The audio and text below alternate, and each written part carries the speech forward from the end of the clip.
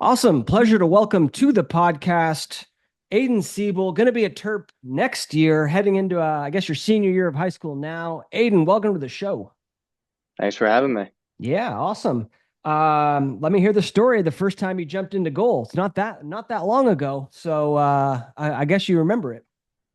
I do. It does feel like a long time ago, but it's probably in fourth grade. It was definitely Westminster rec game, and my team was absolutely getting crushed at halftime, maybe 8, 9, 10-0. And I went up to my rec coach. I was like, I can't have this anymore. We need to, stop losing because I hate losing. And I told him, let me try goalie and just see what happens. So I jump out there, get all the pads on, and was definitely a new feeling at first. But after I made that first save, I was like, wow, this is not that bad. So I kind of got some mojo after that, and we ended up not losing that game by that much.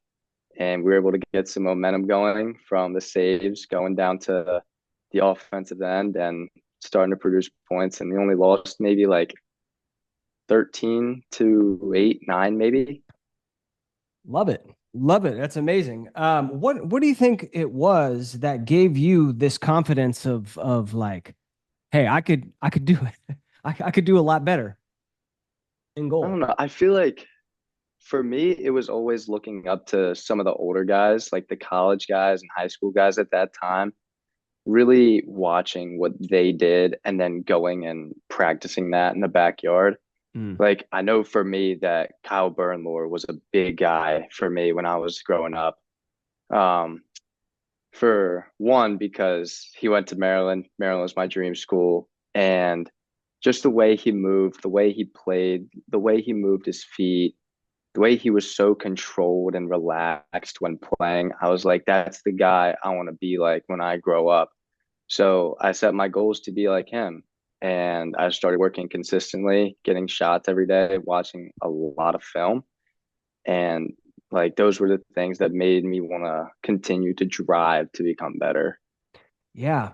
I think there's a lot to be said about just watching goalies and learning in that way, right? I mean, Yep. like I that's how I learned because I mean, I started Hmm. playing in 1999 and like you couldn't go on YouTube and you couldn't go on Instagram and just watch like lacrosse and you could barely even go on like ESPN. Like nowadays there's so many games that are Yeah. televised. It's incredible. It's I mean, even down to the high school level, you can watch lacrosse games on TV and you didn't really have that. And so how do you learn?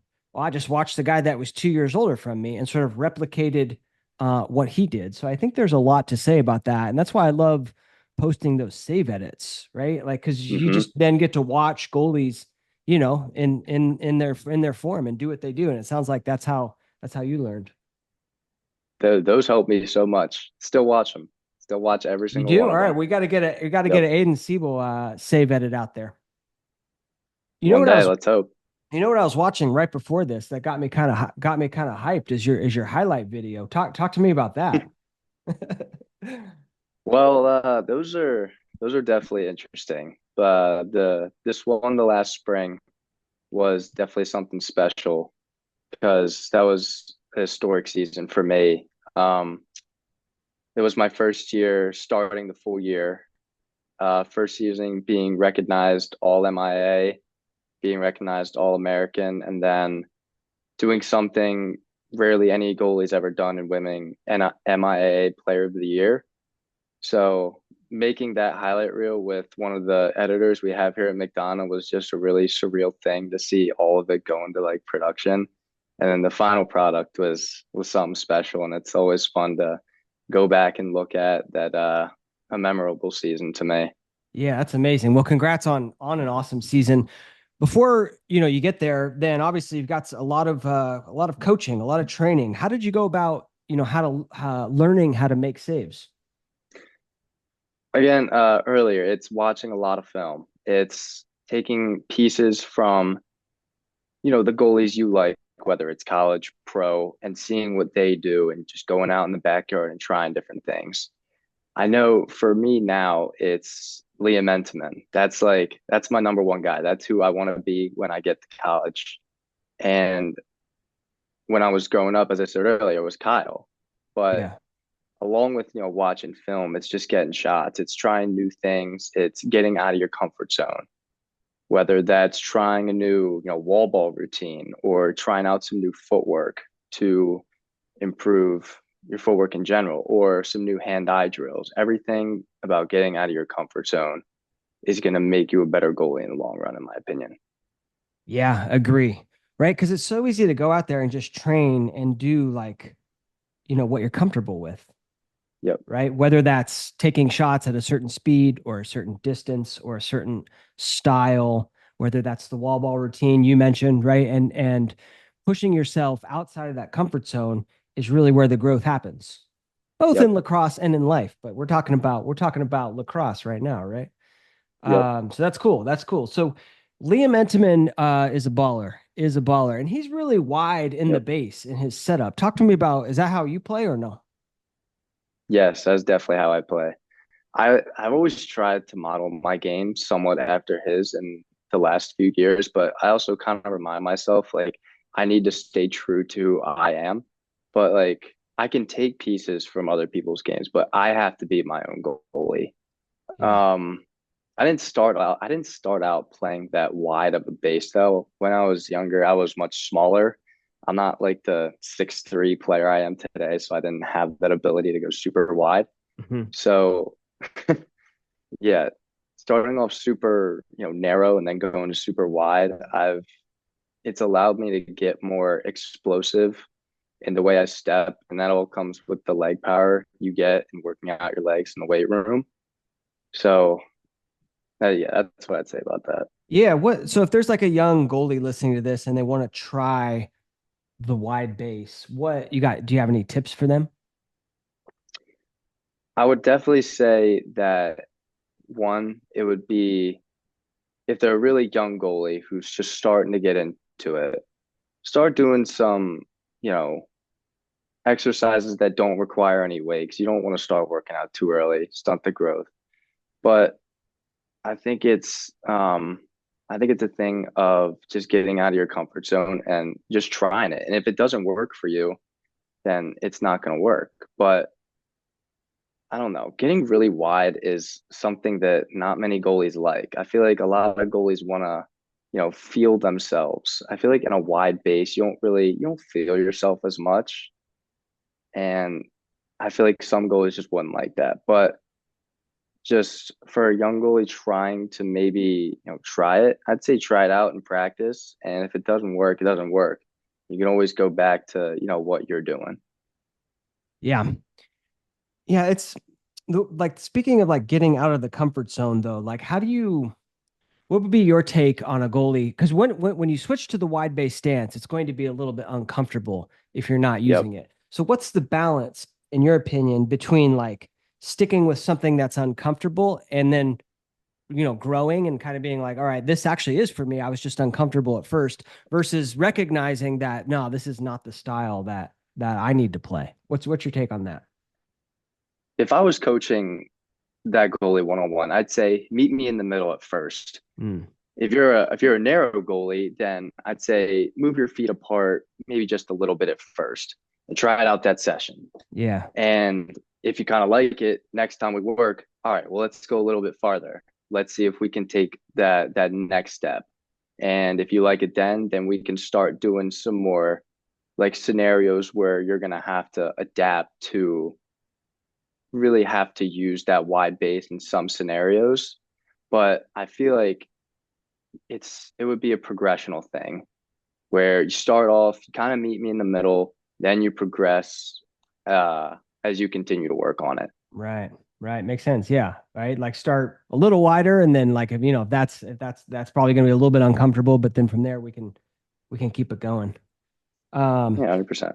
yeah. What would you say is your favorite thing about being the lacrosse goalie, Hayden? Oh my gosh. It's definitely making those big time saves in the big time games. That's what you dream of. Like Yeah. I know for me, it's my goal is to ultimately play for USA and Mm. play in the Olympics. So making those big time saves in those big games. But when I was younger, it was always playing in MIAA championships and making big time saves in those games. So those those are the moments I've always worked for. Beauty. It's a great goal. Play for Team USA, play in the Olympics, right? Yep. What would you say you're doing? I mean, is that like talk to me about like how you approach goals? I mean, is it something you got written on your note, Yep. your little post-it and look every day, or talk to me about that?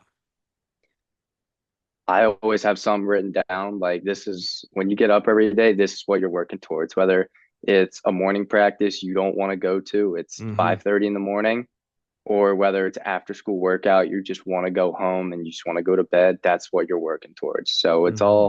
it's all up here. It's all you have to want it. And if you don't want it, you don't have to do it. But that's my end goal, and I always set my goals high, and that's where I want to be is to play for my country. Love it. Love it. Yeah, it's that motivation, right? I mean, you got to keep that. I mean, I love the idea of making a big, lofty goal and then just keeping that front and center. And it really helps you in everything. It helps with motivation. It just helps you make like decisions, of like, Yep. do I want to do this or do I want to do that? Well, my buddies are going out and, eating junk food and like that's not, if I have my goal Yep. front and center, then like, hey, that's not aligned with what I want to do. Yep.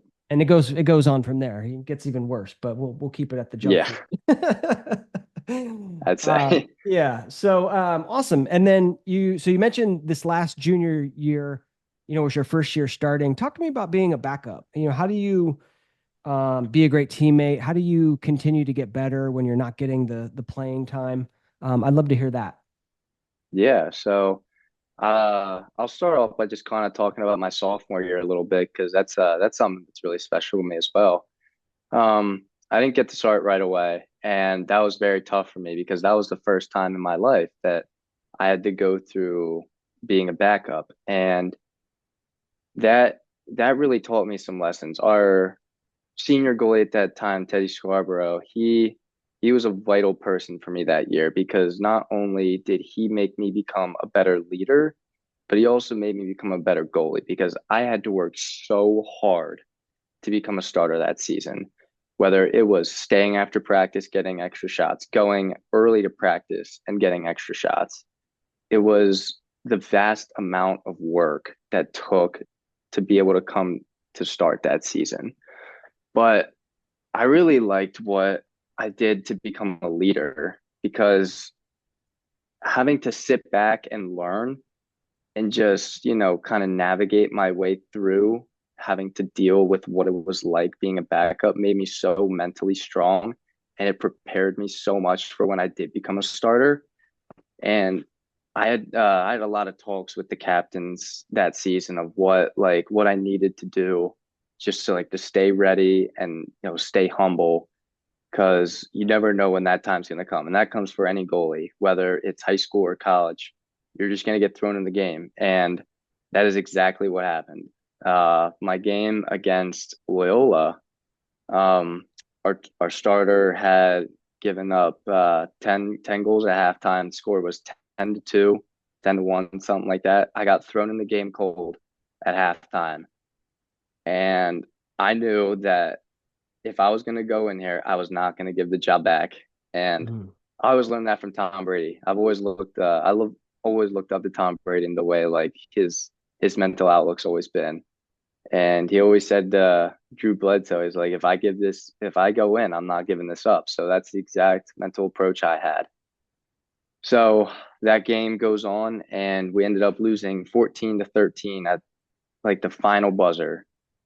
And after that, the rest is history. Went on to go win that championship against Calvert Hall and beat them pretty bad in the championship. And that that season really taught me just how to be a good teammate. And I think that's one of the most valuable things you can have, especially going into like a new team or new environment. Just becoming a good teammate and being one for the team. Love it. Love it. It replicates the story of you first jumping into goal as a youth, right? Teams getting Yep, blowout. You're like, maybe you didn't say the exact words of like, "Hey, I can do better than this," but they thought you could, and they put you in there, and you almost pulled it out. What that's are some right. specific examples of being a great teammate, in your opinion, for the young guys to learn from? I feel like it's just creating a good environment for whether it's high school, club. I was actually talking with Scotty Rodgers about this at Project Nine this past weekend, but he was talking about just being a good leader and setting a good tone. It's whether it's you're having all season workouts and you want to be the guy that's staying in there 10, 20 minutes after, bringing one guy with you and just showing the younger guys that this is what we need to do to be great. And so he was telling me a story about how at Notre Dame that he started doing that. And by the end of the year and years coming, the whole team was staying after the lift. And it's that kind of leadership thing that really drives me because I want to be that guy. I Yeah. want to be that guy that everybody looks up to. And I feel like this year I've started to do a good job of that and I need to keep working to become a better leader. So that's uh that's kind of the way I want to start becoming a better leader. Yeah, I love that. Yeah, I talked about how, you know, your attitude is contagious, right? So if you like show up and you just, you got a bad attitude, then like other people see that and it's just like you're a disease on the team. Whereas if you show up and you've got a great attitude and you're pumped to be there and you're pumping everyone else up, then like people want to play from you. They want to play with a guy like that. Um, Exactly. yeah, I remember so we went like whitewater rafting with this past summer, and like there was two, it was like my birthday and there was two rafts, right? And so I spent like one half of the trip on one raft and then I switched to go to the other raft. And the second, and when I switched, they're like, man, Damon, you really brought like this awesome energy like into the raft. And like to me, that's what I'm all about. Like, it really helped the team, quote unquote, like perform the best because you bring that energy and everyone feeds off that. Exactly. So something to keep in mind. Something to keep in mind. All right. Always. Love it, love it. What else did the big man teach you, Scotty Rodgers? Let's hear some. Any other tips he dropped? Oh my gosh, there's so many. I love him. He has helped me a lot with these past 2 years of Project Nine. He's very intense. His style of coaching is very intense. And I kind of like that, upbeat, intense style coaching. But there's also a part of me that likes to slow down and methodical, like Goalie Smith and Jack Runkel at the Goalie Workshop.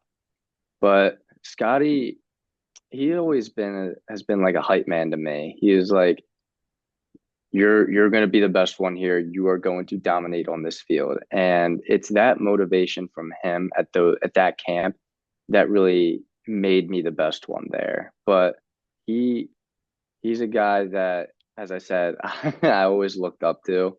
I watched him a ton growing up, and I said to my dad, like one day watching the national championship one time, like, who is this big guy in cage? Right. And it's cool to look back on that and be like, wow, like I uh I talk to that guy now. Like it's super like heartfelt for me. So he uh he's taught me some things that, I won't share on here, but definitely some things that are really, special to me. Awesome. Awesome. And you mentioned working with the Goalie Smith guys. I'd love to hear kind of your experience of training with them. The Goalie Smith guys mean a ton to me. They are my biggest supporters, and I will never be able to repay them for what they have done for me. I started working with them in eighth grade, and before that, I was self-taught. I had taught myself how to save the ball, clear the ball, all through watching videos. And this was really my first really time of actual coaching. So it was new to me.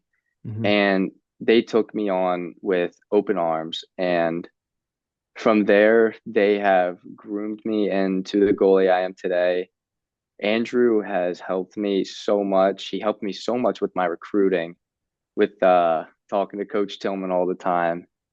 And I think also with Coach Gilly, he's been a big supporter with me in getting into coaching. And I've been fortunate enough to coach some middle school and elementary school guys with him just to see what that's like and how he coaches. And so when I go back and I actually coach my own kids, I know what I'm doing and Mhm. I know how to talk to them, when to talk to them, and like certain things to do when, maybe they're not doing something right. But their sessions are electric.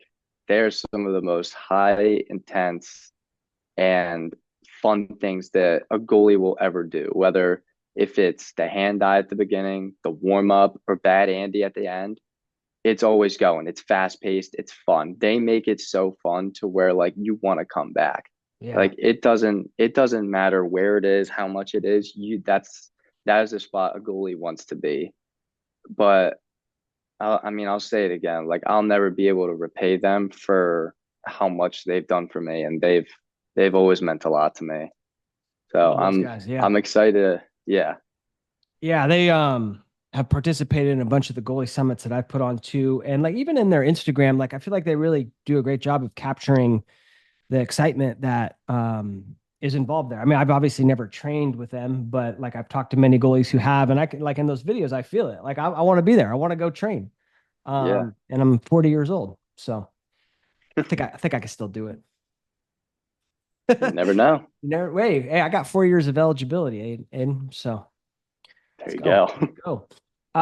And then how about Coach Runkel? Coach Runk, also a friend of the program. I think, Goalie Smith and Goalie Workshop, some of the greatest goalie minds that we got operating in the game today from a coaching standpoint. But I'd love to hear about your experience with him. Oh my gosh. The funny thing about him is he will tell me things that I have never realized. I remember it was just this past weekend. He was talking with me about something I could critique on a high bouncer, and I was like, wow, I have never thought about it like that. So I jump back in cage that next rep and I do it, and I'm like, oh my God, that feels so smooth and like it felt so easy. Oh, And he has such a mind for the game that I don't yeah. think anybody else has. And there's just something about the way he can teach that really gets to a goalie's mind. And it's really inspiring to me. Also, like another thing, we were at Loyola College doing our final night session for Project Nine. And I remember one of these shots coming low down the left wing. And I was playing kind of a weird like drop step approach to it.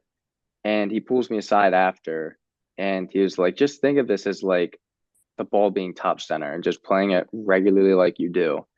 And I think from there, he's opened my eyes up to so many things like I've never really thought of and realized to where those are like the little things that are going to make such a big difference. Because I was thinking this in like the ride home after that, I was like, Mhm. he's so right. Like the difference in some of these games is like the smallest things. Like if I drop my hand slightly on an inside shot, what if I don't do that? I can get there and not worry to have to bring them back up and then go. Right. What if I just go and progress to the ball? That's a save, that's momentum, and that's transition the other way. So he's taught me the little things that ultimately add up to the much bigger More, things. yeah, just one or two more saves per game, right? So that can Yep. win your team that game. Yep. What was this tip on the high bouncer? I gotta know. I was dropping my hands like just slightly Yeah. and at like a weird position. And he told me just to adjust it like a tiny bit to the right, Uh-huh. not coming so far down, but just keeping them at this right length. And I did it and I made the save clean. And I was like, wow, like that's incredible. And now that's something I'm gonna do every day because no, I can't forget about that. Yeah, right. Yeah. That's awesome. What would you say you're working on right now in your goalie game? Is there one particular area you're focused on? I've always told every goalie I've worked with that like there's no specific thing that we should always be working on. I've always thought like I need to work on everything. I'm never going to be perfect in anything I do. Hmm. So every time I go out, I choose one thing from every group to work on. And I do that every time I go. If you work on every small facet in your game, over time, that's going to add up to the big things, whether it is a simple hand-eye coordination drill. That's going to correlate to, making that clean save in a big-time game, Yeah. or the footwork on transitioning from going to X to pivoting your foot around to um, a shot that's coming from top right. It's just those little things that I like doing that add up to the much bigger things, if that Yeah. makes sense. Yeah, that makes perfect sense. What are the different buckets? That I like that idea, that concept of like, you got all these different buckets, right? And each time I'm going to go out and work on one. Obviously, you got clearing. Obviously, you got Yep. hand-eye, right? Obviously, you've got maybe footwork and kind of your arc play, Yep. inside shots, outside shots. I don't know if there's any. Do you do any vision training exercises apart from the hand-eye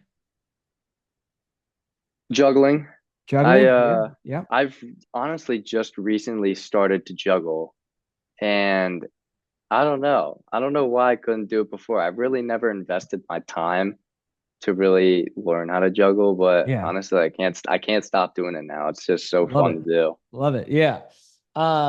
And then just finishing that thought. I mean, maybe there's then like, physical exercises like skipping rope or plyometrics, stick work, so many different Hmm. buckets that you can work on. You could even study the mental game, Yep. which is huge, right? I don't know. Are you big into the mental game? Yes. Yeah. Goalie is 90% mental. So the better you can become mental, it's gonna prepare you for what's gonna come physical. Because it's hard to really let go in a game, a shot that you know you could have had and that you probably should have had. So the faster that you can let that go, the more easy it is to move on and make that very next save. Because Yeah. ultimately we give up goals in a game. It's gonna happen. So the faster that you can let it go, the faster you're gonna be able to be to go make the next save. 100% agree. Do you have like a specific routine that you go through when you give up a goal? I always talk it out with my defense first. Just I let them know what I thought and what I saw, and then they explain to me what their thinking process was after. And then I go back to think like, what could I have done better? Where did the shot come from? Where was it going? How did I step? How did I move my body there? How did I move my hands there? And I feel like it's just a process there. Be like, all right, how can I go about that differently next time? When that Yeah. next shot comes, how can I make a different approach to that? Yeah. Yeah. Yeah. That's something you see. Pro tennis players do sometimes too. Like when they miss a shot, right? They'll instantly like just do an air shot, of that same exact rep. But be like, all right, next time I'm going to do that. This is the rep. This is the movement. And I Hmm. kind of like that idea for goalies too. Like I gave up a goal and like, oh, my hands came in and then they went over. So next time it's bam, it's straight across. And even if you don't have to, Yep. maybe you don't have to act it out, you can just do that in your head. But it sounds like, I mean, that's kind of what you are doing in a way. Yep. Yeah. Love that. And then yeah, deep breath and get back out there and get the next one, right? Just got to move on. Just got to That's move it. on. Yeah, yeah. But what about when you give up, say, 4 or 5 in a row? That's a tough one. And I feel like it just goes back to just letting it go. Like my club coach, Mark Millen, always used to tell me when I was younger, you're gonna give up goals, but you're gonna make more saves. So you got to go into a game with the mental approach of like, you're gonna give up goals and that's okay. But it's kind of you can't predict when you're gonna give up 4 or 5 in a row, and it kind of just hits you in the face like Right, bam, right. and you don't expect it. So that's one of the toughest things about playing goalie is being able to overcome those 4 or 5 goal deficits. But one thing for me, and I've had it happen many times, Sure. it's staying loose and it's having good body language. I remember it was game versus St. Paul's this past spring actually. We were up 9-1 second quarter, and just like that, it was 9-6. And one thing that we did not do well in that game was keep our body language good. Mm. And they fed off of that. They saw it and they attacked it. So they kept coming at us with the same position, same people, and it worked. So I finally pulled my guys aside at halftime and was like, we got to get on we got to get on the same mental page. We have to get right up here. This is not okay. Good body language is going to propel us to get some stops on defense, and it did. We ended up winning the game like 21-10, something like that. But we played a better defensive half in the second half for sure. Yeah, body language is huge, right? Yeah, and especially then when you get to like more competitive lacrosse with crowds, like the crowds will Hmm. eat you up too. Like as a goalie, like they're Yep. trying to get in the goalie's head, and then they see bad body language, and that's like putting blood in the water for sharks, right? I mean, Yep. they just attack it. Oh And they yeah. get so happy. They're like, well, we're in this goalie's head. Whereas, if you got that good, my shoulders are up and back, right? My head is up. I'm smiling. Like maybe I'm just nodding my head after a goal, like, yep, great shot. Great shot. Yep. Right. And that level of body language is very different. Even like I just did that right now. I feel a lot. You just, you adapt confident body language and you start to feel confident. It really the tie is insane. It does. Yeah.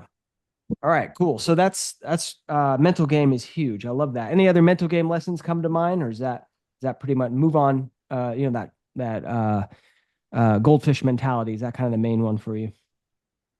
Yeah. Goldfish mentality is Yeah. always something I've been taught since I was younger. 10-second memory. Just let it go. Yep. There you go. There you go. What about like have you been in a slump in your career? And then how'd you get out of that if you have? Yeah. One comes to mind. It was eighth grade where Great. we're first game of the regular season. We're playing. I forget who we're playing, but first five plays, first shot, five shots of the game, they all go in, and I get pulled in the first quarter, and we we won that game 16-6. So the other goalie went in, only let in one goal the whole entire rest of the game, and I felt so embarrassed after that, and I didn't want to be there anymore. And it was after that I didn't have any mojo and I didn't have that swagger that I usually had playing. Because every time I go into the field, I'm saying, you're the best. There's no one better than you. So when I got embarrassed like that, I was really mentally like distraught from that. Mhm. And it took a lot to regain all of that, physical and mental well-being that I had before that game. And it started the next practice with getting out of my comfort zone. I know I keep saying that a lot, but I started using a short stick warm up because a lot of those shots that I kept missing, they were stick side high, offside high, and they could have been easy saves for me. So it started the next practice with a different type of warm up, and it was really that and all of the work outside of practices because we only practice twice a week.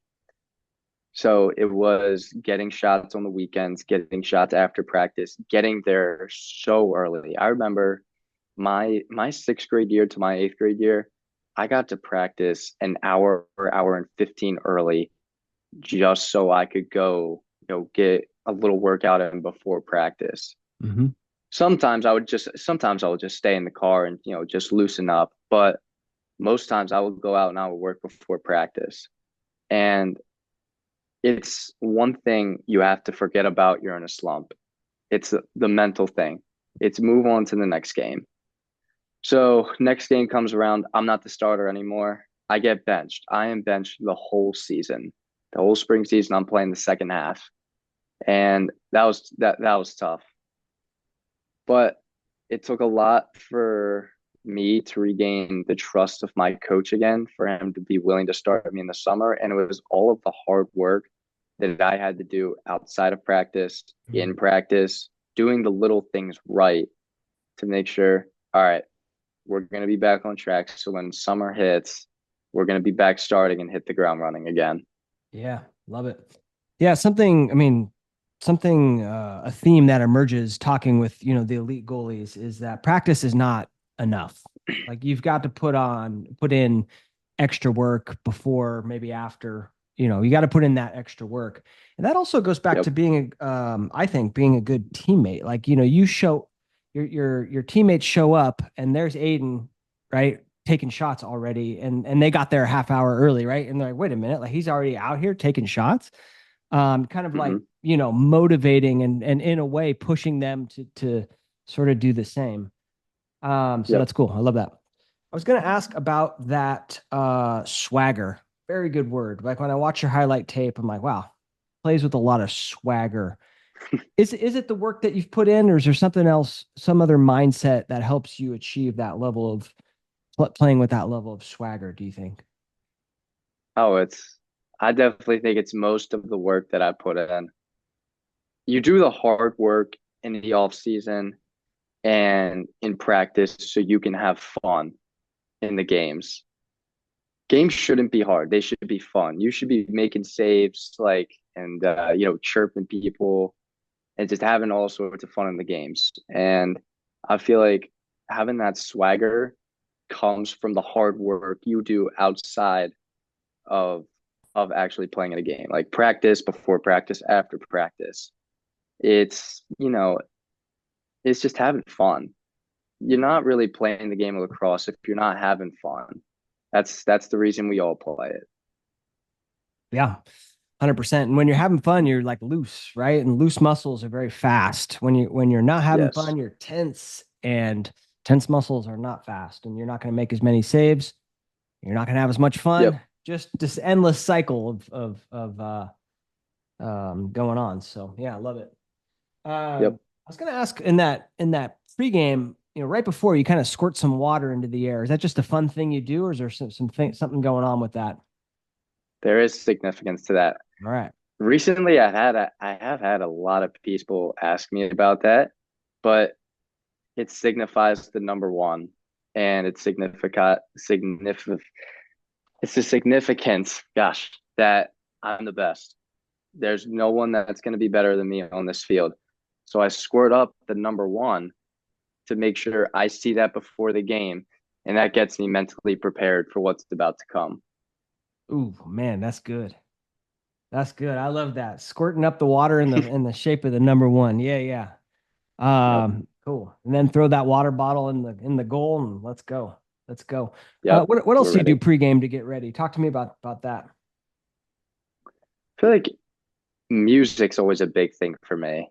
Yeah. I It starts early in the day. On a drive to school, I will maybe listen to classical music to really soothe me during the day because I don't want to be thinking about the game because that's just gonna make me more anxious. And then towards game time and warm ups, I'll start to really ramp it up with some high energy music. But music's always been a big thing for me. If I don't have my music, then like I don't know what I'm gonna do. Yeah. I need the music. I need the mojo that comes with it.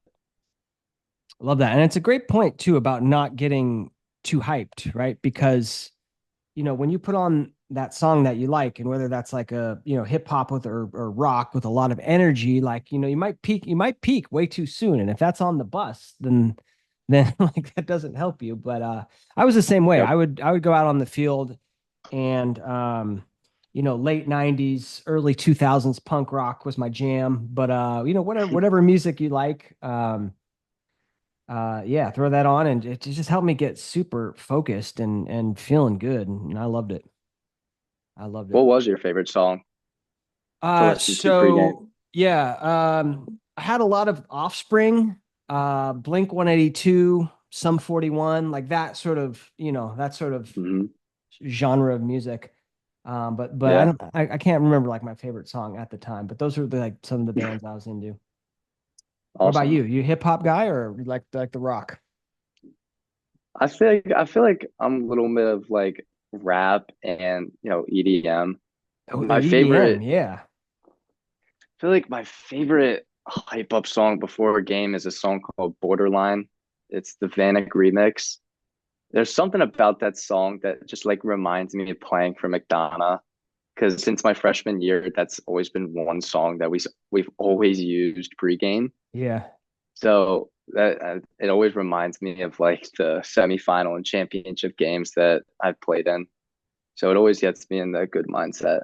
Yeah. How do you, speaking of playing in those big games, like, high school lacrosse in that area, very, very big, right? And you got all these guys going to different D1 programs, so it's very high level. How do you handle those big championship games as a goalie? It's just another game. Uh, Coach Mark always used to tell me it's just another game. You're going to do the same things you're going to do as if it were playing a regular season game against, any other team. So I always treat it as just go out and do your thing. Ignore the people because I've played in front of, you know, 6, 7,000 people before. And I always just try to block out the noise. And the sooner I do that, the sooner it becomes easy. But in those types of championship games, it's making the first save, and after that, I'm gonna be rolling. Yeah. Yeah, yeah, yeah. You know what's what's interesting? I found it easier to play in like when there's like 1,000 people versus like not that many people in a away game because there's like four dudes at an away game sitting on a couch drinking beers, like heckling you. You hear all of them. Whereas like when there's 1,000 people, the noise just kind of gets drowned out a little bit. So that's kind of funny. But yeah, I love your point about it's just another game, right? And approach it as such. There's no reason to get nervous or hyped up about it because it's just another game, and you've done it hundreds of times. Exactly. Yep. Cool. Talk to me a little bit about your recruiting process. Then I know earlier you mentioned Maryland kind of always being your dream school. I'd love to hear kind of how that came to fruition. Ooh, yeah. So my recruiting process was very unique from other people.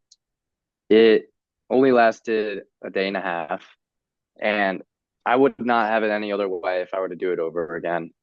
I ultimately would have chose Maryland, but that night was very hectic. Lots of phone calls, lots of texts, and I remember the FaceTime I got from Coach Tillman at 12:20, 12:25, and that was like the highlight of my life up till that point was being on FaceTime with John Tillman. That was my everything.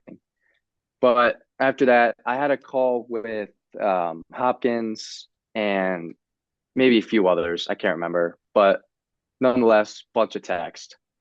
And I went to bed maybe around 1:45, 2 o'clock that night. Mm-hmm. And I woke up the next day with a bunch of text and a bunch of phone calls that I couldn't answer because I was in school. We have a rule where we just can't answer phone calls during the day unless we have a free period or if we're at lunch. So it was hard to really take calls because I remember I only had one free that day, and I think I had a FaceTime with one of the coaches at Notre Dame and a call with Penn State. And the funny thing about that call is I was supposed to have a home visit with them on that Sunday, and I committed on that Saturday. So it was kind of tough really calling them back and being like, hey, I'm sorry. Thank you for everything, but I've made my commitment to Maryland. Yeah. But I'll say I'll go back a little in time. That summer, my recruiting process, it really started my, or actually, I'll start with this. My recruiting thing really started with Coach Tillman when I was in ninth grade at the Spotlight event. And I remember him vividly saying to me, because he was a coach on one of the opposite teams I was playing. I remember him saying after I had a crazy game, I was like, or he said, "Can you stop saving the damn ball, please?" And I'll always remember that too. Like that was one of the first times we had ever really spoken to each other. And from that summer after or going into junior year, he was at every single one of my games, whether it was 91 or McDonough with NHSLS or Showcase. He was at every single one of my games. And yeah, the funny thing about that is he would always sit at goal line extended parallel to me. And when I was not playing, he would leave. So it always felt like he was always coming to watch me play. And after that, he was done. And that was every single game. It did not matter where I was or when it was. He was always there. And I always I've always been a loyal person. That's the way I was raised, and that's the way I'll raise my kids. Loyalty is everything. So I felt a thing of loyalty from that. So I thought it was just so right for me to go to Maryland. And after that summer, I wanted him to be my coach. I did not want anyone else to be my coach except him. And I could not be more excited to get to College Park next year and start learning from Brian Rupel, who's there right now, and Coach Yeah. Stillman. Awesome, awesome story. Well, thank you for sharing that, and congratulations. That's amazing. I mean, it's, Thank dream you. dream Thank school, you. and you made it happen with a lot of hard work. And so that's very impressive. I was going to ask if you've been in contact with any of the current Maryland goalies yet. Um, I obviously I've talked to them before, Yeah, but I don't really talk to any of them regularly. I want to change that because like I want to know like what college is like. I want to know what to expect when I get there. But I have talked with them before, but I don't talk to them regularly. No. got it, got it. Awesome. Well, very cool. And then I noticed, you got in your bio there, STX athlete, which is incredible. As you got to be the first high school goalie that they've sponsored. I mean, talk to me about that partnership. That yeah, so this is probably the first time I've really talked about this on, publicly, but this was really a long process. It probably took about 2.5, 3 months to really finalize. And it started back at the PLL STX Combine in January, where I was still using ECD. And I remember them telling me on a phone call, which was like, I guess my interview of some sorts Mm-hmm. to become an athlete, that they would have loved to and offered me an NIL there, but I was using ECD. So the process for that started at one of my summer tournaments because one of my teammates, his mom, works at STX. So she's the one that really got the ball rolling with that. And from there, I emailed them, reached out, and waited a little bit to hear back from them. And then we really started to really just start to draw up, possible outcomes of what this could be. And it didn't really become a conclusion until maybe I want to say August. August is really when I signed my contract and it really got underway. But that this whole deal is really special to me.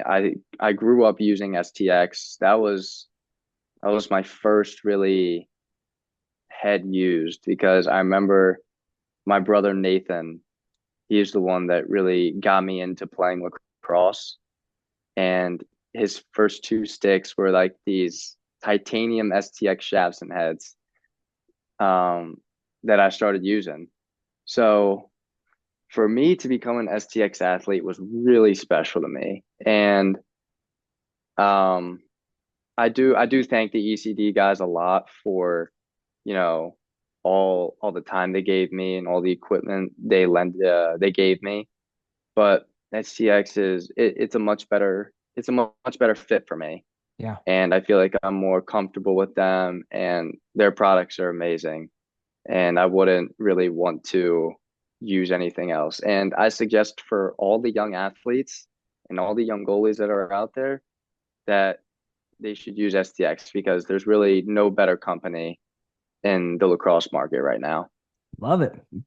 Great investment in their sponsor right there. Well said. Very well said. Yeah. Let's see, I guess you go all STX gear then, but what gloves do you use? Because I know they got like two of the latest gloves they just came out with. Yeah, I use the Cell Sixes. Cell So sixes. Okay. it's the thumb pad that doesn't have like the black The metal thing hard on it. plastic Yeah. exterior thing. Yeah. Yeah. Yeah. But no, the Cell gloves, they're amazing. They are super comfortable to break in and they're super easy to use. And using going from the RZRs to the cells, it really didn't make much of a difference. They were still super easy to break in Yeah. and they're so comfortable to use. So really I could go either way, but I feel like I like the thumb protection more on the cells. Okay, cool. I haven't used the cells yet, so that's good to hear. But I know like every single model of lacrosse goalie glove, like your thumb is so vulnerable. Do you use like any extra like thumb splints, or do you just go, with what the glove offers? In season, I usually tape my thumbs up. Okay. It doesn't do much, but I've never felt comfortable with a splint. But I tried once. It was super uncomfortable and I felt the splint really digging into my thumb and making it worse. Yeah. So I stopped doing that and I just started going, just my thumb in there. Beauty. Beauty. All right, Aiden. Well, thank you so much for coming on and chatting your story and lacrosse goalie. You feel like we hit it all? Do we miss anything? I think we got it all. We got it all there. We got it all. Like I said, good luck in your senior season. And then, of course, when you get to Maryland, I'll definitely be watching. And if you had to leave the goalies out there with a final piece of advice, what would that be? Keep working hard. Boom. That's it.